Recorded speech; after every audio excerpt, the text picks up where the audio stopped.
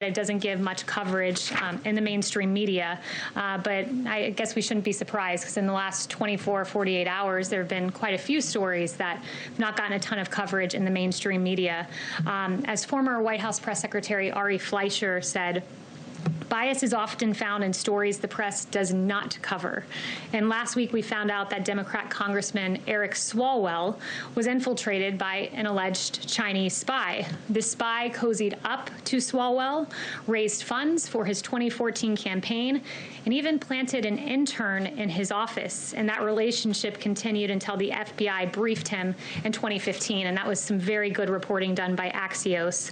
But after entangling with this spy for years, Swalwell hypocritically went on to be one of the lead instigators of the Russia collusion hoax and the impeachment sham.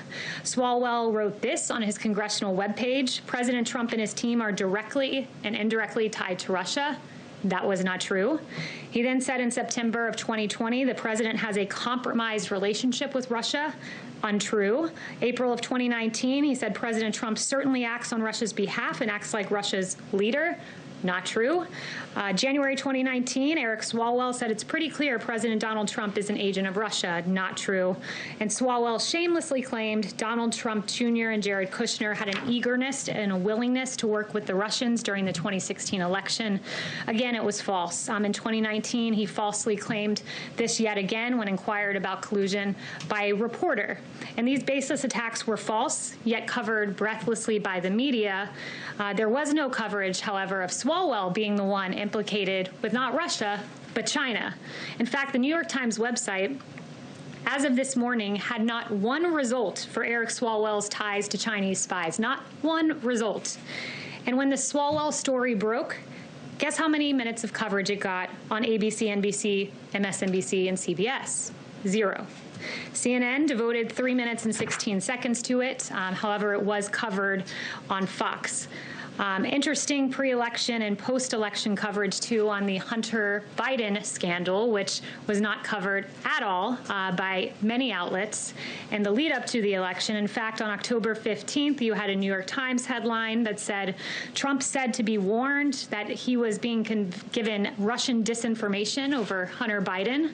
Now, December 10th, just a few months later, New York Times headline, investigation of Hunter Biden is likely to hang over Biden as he takes office. Washington Post on October 16th, the headline read, the truth behind the Hunter Biden non-scandal.